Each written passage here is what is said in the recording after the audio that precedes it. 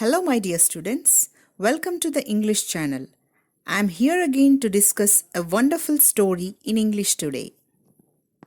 In this session, we are going to deal with the story of a poor Dalit old man.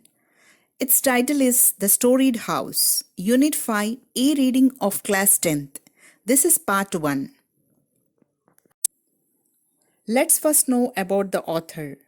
Vaman Govind Hawal, born in 1938, is a well-known Marathi writer for his concern for Dalits, who are the victims of social injustice.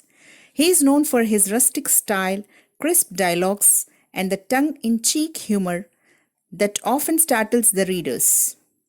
Yelkot 1982 and Warisdar in 1986 are his collections of short stories. Now let's see the glossary. Momentum. Impetus gained by movement. Reluctantly, unwillingly, truant child.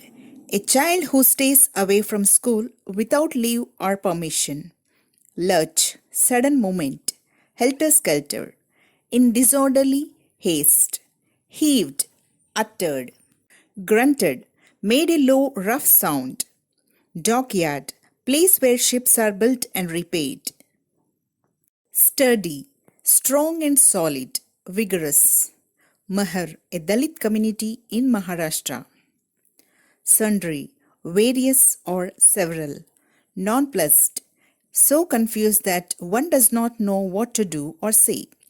Hostility, enmity. Mumbled, said indistinctly. Pleasantries, jocular or humorous remarks. Scampered, ran quickly. There was something really wrong with the state transport bus. It had come up to the winding road in the mountain as if with a lifetime effort. The road was now downhill, and yet the bus moved as slowly as a sick man walking with the help of another. It reached the plain where the dispensary building was situated and stood still like an obstinate bull. Now the destination was hardly a mile or two away. But the driver was sore and the conductor had no option but to be silent. When they realized that the bus would not move any faster, a couple of passengers exclaimed, "God damn it, for a bloody nuisance." The story begins with the journey in a public bus. The bus was moving with very difficulty. Very hardly it was climbing the mountain. Even in the downhill, the bus moved slowly like a sick person. The bus reached a clinic and stopped there like an unmovable bull. It was just a mile or two to reach the stop. The driver became angry and the conductor was silent. Few passengers, when they understood that the bus was not going to move, showed their anger, calling it nuisance. The conductor asked the passengers to get down and they all put their strength together to push the bus. Having gained this initial momentum, the bus started. Passengers clambered up, jostling one another. The conductor rang the bell and the bus gradually took on speed. It entered the village reluctantly, like a truant child being dragged to school. As it wound its way through the curves on the outskirts, it groaned and croaked like a hen about to lay eggs, and stopped with a bang in front of Bujaba Patil's residence. Conductor asked the passengers to push the bus. Then it started. Pushing one another, the passengers got inside. After the conductor rang the bell, the bus started moving. The bus entered uninterestingly like a stubborn student. It started giving sounds like a hen which was going to lay eggs, and stopped with a sound at Bujaba Patil's house. As it halted, it gave a big lurch, sending the passengers helter-skelter, churned like water in a pitcher when the carrier stumbles. All the passengers got down. The coolie put his hand on a huge wooden box and shouted, "Whose box is this?" Bayaji, who was brushing away the dust from his body, answered, "Oh, it's mine. Please lower it down." The bus stopped, giving a sudden movement, shaking the passengers. They moved vigorously like water in a jug, moving unsteadily. The passengers got down. The coolie handed a wooden box and asked whose it belonged. The Bayaji, the protagonist of the story, said it was his, dusting his body. The coolie heaved and grunted as he lowered the box, which Bayaji caught with ease. Bayaji had packed his entire household goods in the box. There was no longer any reason to hang around in Bombay. He had worked honestly for the past 35 years in the dockyard and had retired from the service 2 months before. Not that he had held an important position. He had merely got an extension for 2 years. During that period, he had become a supervisor. Otherwise, his entire life had been spent lifting heavy loads. The coolie uttered a loud sound and lowered the box. Bayaji took it easily. Bayaji packed everything in the box, as he was not going to stay in Bombay anymore. 35 years he worked in the dockyard honestly and got retired. In his entire life, he spent lifting heavy loads. Only 2 years back, he held a position of supervisor. He had worked very hard whenever he could, day and night. Bayaji had crossed 60 but was in sound health. He had a sturdy frame right from birth, and hard work had given a well-formed shape to his strong body. He paid 15 pice to the coolie, put the box in which he had thrown pots and pans and sundry other things on his own head, and began to walk in the direction of his house. He was very hard worker. Though 60, he was very strong. He gave 15 pice to the coolie, put his box on his head in which he had put all his various things like pots, and started walking in the direction of his house. As he reached Kadam's house, he saw Bujaba coming towards him. Bujaba was a known rascal of the village. Bayaji balanced the burden on his head. Straightening his neck, he said, "Greetings to you, sir. How are things with you?" Bayaji was a Mahar by caste, and according to age-old custom, should have greeted Bujaba with, "My humble salutations to you, sir, who are my father and mother." So when Bayaji merely said greetings, Bujaba became furious and said, "Do you think you can become a Brahmin merely by saying greetings? Can you forget your position simply because you have turned Buddhist?" When he came near Kadam's house, he met Bujaba, who was the bad person of the village. Bayaji greeted him. Being a Dalit, he should have greeted him saying salutations. So Bujaba became angry. He said how can he become a Brahmin by saying greetings, and warned him not to forget his position as he turned Buddhist. Bayaji was nonplussed. For a moment he was tempted to knock him down with his box, but realized that he could not afford to do so. Besides, now he had come back to his village for good. He was to spend the rest of his days on this soil, and would be interred in the same soil. He would not be able to return to Pune or Bombay hereafter. It was not a good policy to incur the hostility of anyone in the village, least so of the Patil, the village headman. Bayaji was confused for a while. He thought of kicking him but could not do it. Moreover, this time he came back to village for a good purpose. He was going to spend his rest of life in this village and going to die in the same place. He was not going to back to Pune or Bombay, so he was not interested to disturb his relation with people like village head. So he said in a meek tone, "Sir, why spring this on me even before I set foot on the soil of my forefathers? I have to stay here till the end of my life." "Why, aren't you going back to your job?" asked Bujaba. "No, sir, my service is over. I have turned 60. With this, Bayaji lifted the load from his head a little to place it in position. In a humble voice, he said not to get angry on him, as he just stepped on his forefathers' land. Then Bujapa asked if he was not going back to the job. Then he replied his service was over as he turned 60. and adjusted the box on his head. Then you have collected your fund amount.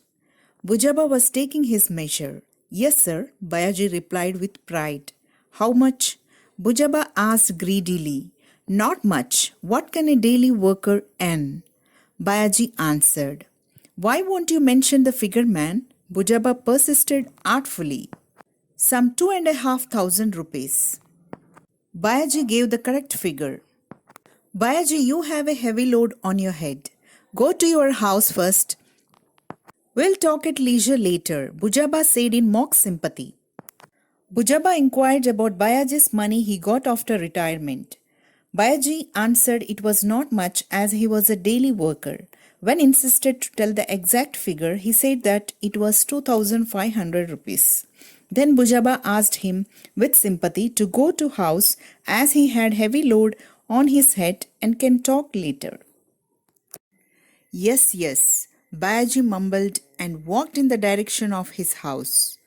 At the moment, Bayaji was the proud owner of 2,500 rupees in cash. So, it made no difference whether he was an untouchable or a Buddhist. If only one could swindle out of the untouchable Bayaji, or rather Buddhist Bayaji. 4 or 500 rupees, that was enough. With a thought in his mind, Bujaba entered his vada, the big house. Bayaji started towards his house. The amount made him feel proud. Bujaba showed him no difference as Mahar now, as he had money with him. Bujaba had a thought of cheating that untouchable for 4 to 500 rupees. With this thought, he went to his big house in the street. Exchanging pleasantries with people he met on the way, Bayaji reached the public building called Takya in the untouchable settlement. The building was named Buddha Vihar by those who had embraced Buddhism. As Bayaji neared Buddha Vihar, the children who were playing with a ball made of rags finished their game and cried out, Baiju Nana is here, Baiju Nana is here, and scampered in the direction of Bayaji's house. Bayaji's 85-year-old mother quickly scrambled to her feet. She had aged much, but her old worn frame was still sturdy, and her teeth were strong enough to break grams. She could thread a needle without help. When she heard of Bayaji's arrival, her heart swelled. Greeting the people on the way, Bayaji reached the Buddha Vihar of people who accepted Buddhism. Looking Bayaji coming, children who were playing with ball of rags shouted happily, calling him Baiju Nana, and ran towards home. Bayaji's mother, 85 years old, stood and moved quickly towards him. She too was strong and had strong teeth. Her eyes were so good enough to thread a needle. She felt happy about Bayaji's arrival. As Bayaji came in, his wife concealed her joy with the end of her sari and took down the box from his head. His grandchildren clung to him and began to twist the folds of his dhoti. The neighboring children watched the scene in idle curiosity. Come, get into the house, children, said Bayaji. His mother walked out with a bent back and told Bayaji to wait outside the door. Bayaji obeyed. The old woman came forward, poured some water over the piece of bread in her hand, moved it around Bayaji's face, and flung it away as an offering. She ran her palms over his cheeks and pressed her fingers on her temples. All 8 fingers gave out a cracking sound. Bayaji's wife felt shy and also happy. His grandchildren embraced him and coiled his dhoti. The remaining children looked at them interestedly. Bayaji asked them to come inside the house. His mother asked to stay him outside and moved a bread piece around him. She ran her hands over his cheeks and cracked them, which gave a sound. Bayaji's family was doing well. He had 8 children in all, 6 sons and 2 daughters. The daughters had been married off and had given birth to children. The eldest son looked after the fields. The next two sons were in government service. The one after them was a school teacher, and the sixth one was still studying. Since they knew that Bayaji was coming home for good, the eldest son in service and the two daughters were already home to greet him. All of them wondered what their father had got for them from his lifetime's earnings. Bayaji had a large family. He had 8 children, 6 sons and 2 daughters, who were married and had children. Elder son was farmer, 2 sons were in government service, and one was school teacher, and the 6th child was studying still. Everyone were at home as Bayaji was coming home. They were waiting about what their father had brought for them through his life earnings. The next day, when Bayaji opened the box, it revealed only some pots and pans, nails and photographs. Looking at these, the elder daughter asked, "Nana, how is it that you haven't brought anything for us?" Bayaji was amused that his daughters thought in this childish manner even after they had children of their own. He ran his eyes over all his children and said, "Look here, children, if I had brought new clothes for you, they would tear. If I had brought an ornament, it would soon wear out. Out of my earnings, I wish you to have something that will last longer." The next day, when the box was opened, it had just pots and pans. His elder daughter asked him why he had not brought anything for them. Bayaji thought still his daughters were thinking like children. Then he said that instead of temporary things like clothes and ornaments, he wanted to have something which can last longer. Bayaji paused after these words. His eldest son was godly. He said, "Neither we nor our wives want anything. Tell us what you would like us to do." "Look, children, ours is such a large family. Even at mealtime, we have to eat by turns or sit crowded, knocking our knees together. I wish to build a house out of my earnings, and it has to be a storied house. The usual 3-portioned house won't be adequate for us." All were happy with this plan. The plan was finalized, and the foundation of the storied house was laid on the auspicious New Year day. Bayaji gave a gap. His elder son said that they did not expect anything from him. Bayaji said that as they were a large family, they did not have enough place even to sit together and eat in their house. He wanted to build a storied house and not an ordinary 3-portioned house with his earnings. Everyone felt happy listening to it. They finalized the plan, and the work of the foundation of the storied house was started on an auspicious New Year day. Now let's see the overall summary of the story. Vaman Govind Howell, one of the most renowned Marathi writers, conveys a strong and heart-touching message of a Dalit family through the story. The storied house, this portrays the worst scene of the caste system, but a powerful enrichment of Dalits from nowhere, a view of hope prevailing within them. Vaman Howell draws the picture of the caste-wicked society very well. He frantically mixes the emotional element of a housewarming function being turned into a funeral. Bayaji, a Dalit, left his native village to work as a laborer in the dockyard of Bombay. After reaching the age of 60, he retired and brought back his life savings to settle into his ancestral village.